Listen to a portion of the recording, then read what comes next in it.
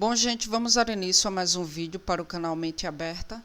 No vídeo de hoje eu irei conversar com vocês sobre as últimas notícias que saíram com relação à pílula fosfoetanolamina, né, que é uma pílula que não é legalizada, é uma pílula de combate ao câncer.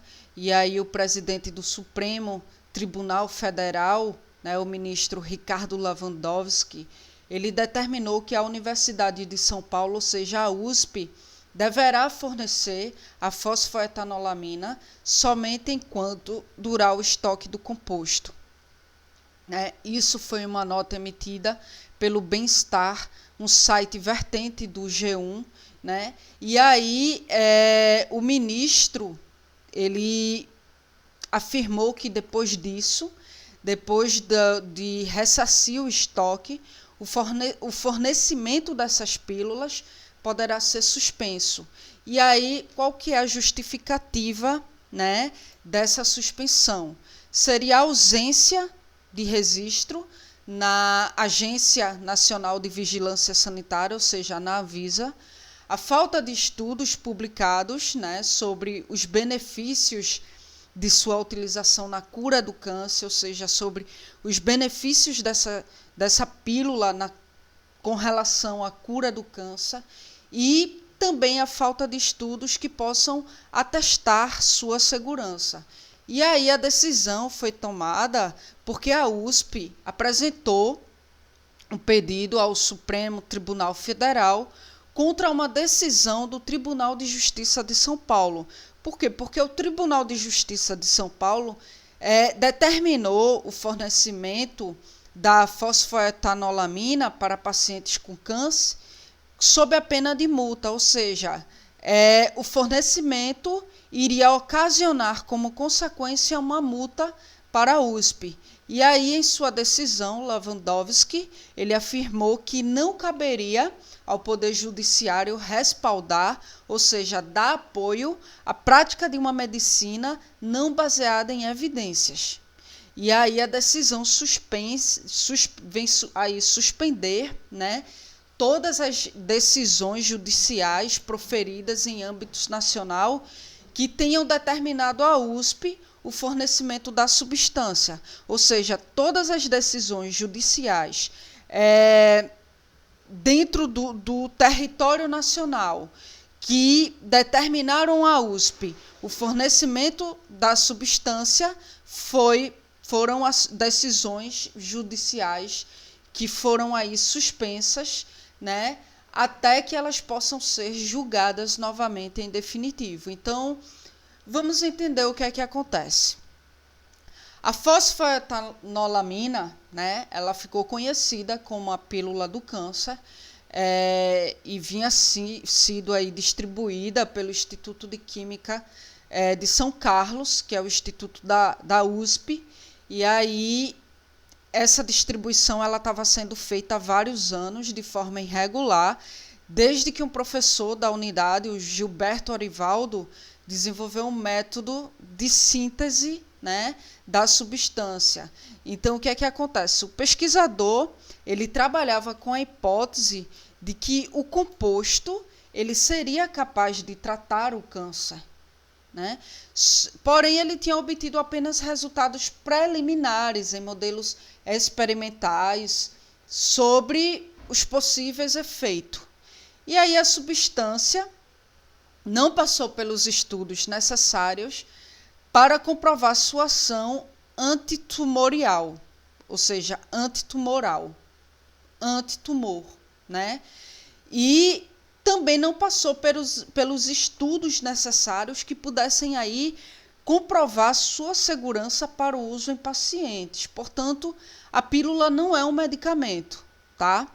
Apesar que tem depoimentos de pessoas que foram curadas por meio dessa pílula, certo? Só que isso eles não divulgam, mas tem, inclusive na internet, no YouTube, depoimento de pessoas alegando que tomou a pílula e foi curada.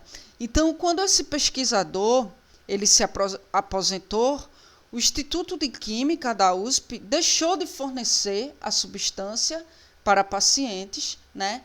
E isso levou diversas famílias a acionarem a justiça para conseguir a pílula. E aí o Tribunal de Justiça de São Paulo, então, determinou que a universidade deveria fornecer a substância sob a pena de multa. Ou seja, fornece, mas leva a multa.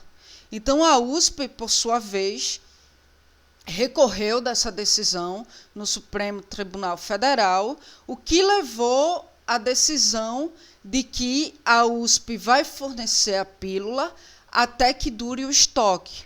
Após isso, deve-se haver uma suspensão na distribuição dessas pílulas, tá?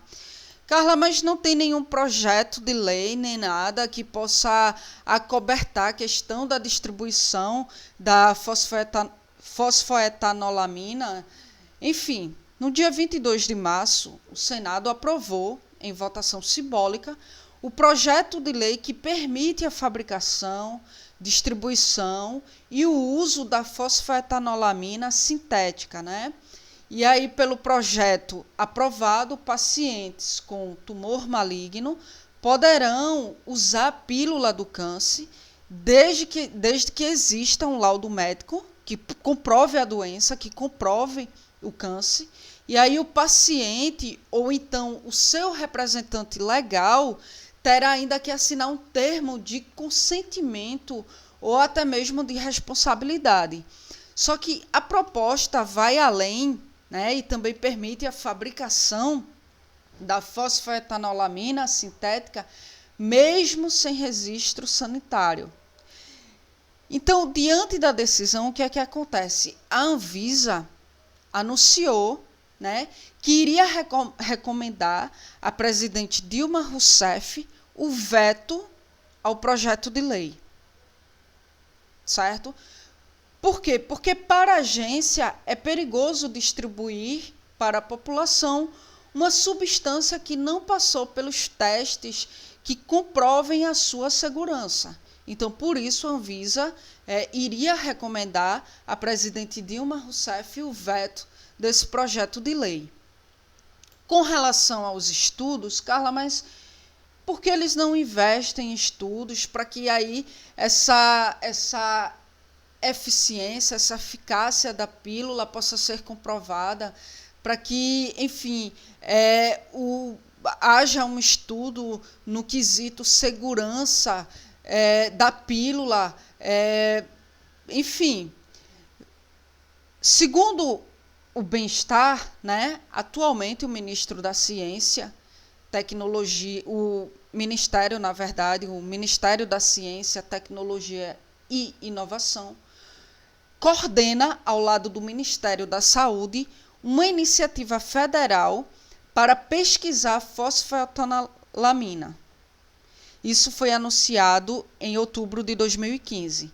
E aí, na ocasião, foi anunciado que o projeto teria um financiamento de 10 milhões por parte do Ministério da Ciência, Tecnologia e Inovação. Então, 3 laboratórios estão participando dessa etapa inicial do estudo, que é o Centro de Inovação e Ensaios Pré-Clínicos, em Santa Catarina. Tem o Laboratório de Avaliação e Síntese de Substâncias Bioativas, que é da Universidade Federal do Rio de Janeiro. E tem o Núcleo de Pesquisa e Desenvolvimento de Medicamentos da Universidade Federal do Ceará. Então, esses são os 3 laboratórios que estão participando dessa etapa inicial do estudo, né?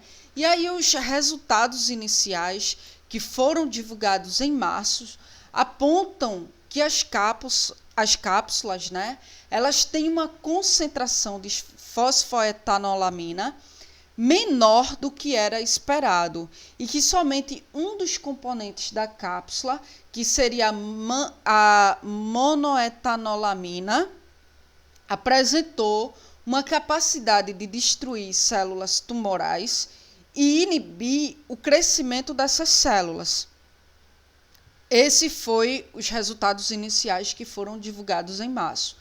E aí ainda está em curso uma outra iniciativa, né, para pesquisar a substância, que está sendo financiada pelo governo do estado de São Paulo e está sendo coordenada aí pelo Instituto de Câncer de São Paulo. Então, a gente vai acompanhando aí para ver a desenvoltura dos estudos com relação à fosfoetanolamina, para que vocês possam se manter informados com relação a esse assunto. E ainda você pode me perguntar, tá, Carla, mas como é que são as fases de pesquisas que são necessárias para a substância ser considerada medicamento, né? Vejam bem, segundo o site o site Bem-Estar, vertente do g1.globo.com, né? Tem os testes pré-clínicos, né? Ou seja, a fosfoetanolamina passou apenas pelos testes pré-clínicos, que ele é dividido em células e é dividido em animais. Então, o que é que acontece? Em células, vai haver aí uma avaliação, né, para ver se a substância tem potencial terapêutico nas células cultivadas em laboratórios, certo? A segunda etapa é em animais. Vai haver uma verificação aí se a substância ela é capaz de controlar a doença, né, em organismos vivos, como os ratos. Então, a fosfoetanolamina só passou por testes em células e camundongos, tá? Só que aí tem os testes clínicos, que são os testes em humanos. Aí o que é que acontece? Na fase 1, vai passar aí por um teste, vai testar, no caso, a segurança, né? A segurança da cápsula. E isso vai ser testado em voluntários que são saudáveis, de 20 a 100 pessoas. O teste é feito de 20 a 100 pessoas.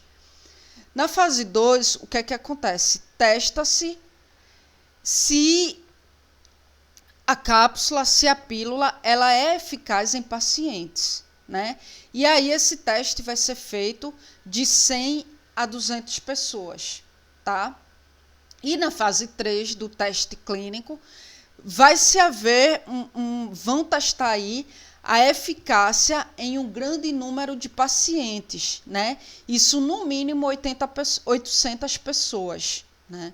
Então, além de determinar as indicações, as contraindicações, os efeitos laterais, a dose correta, tudo isso aí vai ser feito na fase 3. Então, concluída esta etapa, né, a Anvisa ela vai avaliar os resultados para conceder um registro ao medicamento.